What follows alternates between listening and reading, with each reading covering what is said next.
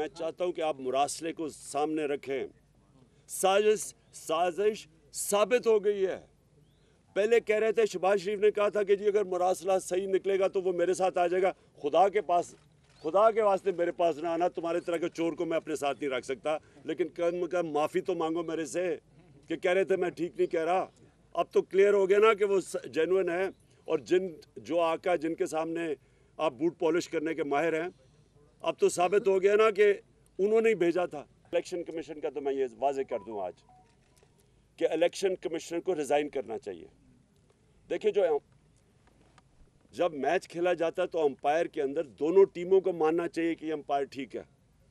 जब एक जज केस सुनता है तो अगर एक पार्टी ये समझे कि जज के ऊपर उसको एतमाद नहीं, तो वो रिक्यूज़ करता है अपने आप को। जब एक पाकिस्तान की सबसे बड़ी पार्टी ये कह रही है कि इलेक्शन कमिश्नर एक जानबदार किस्म का आदमी है जिसके ऊपर हमें कोई इत्मीनान ही नहीं है, सारे फैसले ही हमारे ख़िलाफ़ करता है, और जब चाहता है तो किसी के ऊपर एक्शन ले लेता है और जब चाहता है नहीं लेता, क्योंकि डिपेंड करता है कि वो कौन सी पार्टी में है। तो जब इसके ऊपर हमें इत्मीनान ही नहीं है तो इसको रिज़ाइन कर देना चाहिए, क्योंकि ये एम्पायर बन ही नहीं सकता।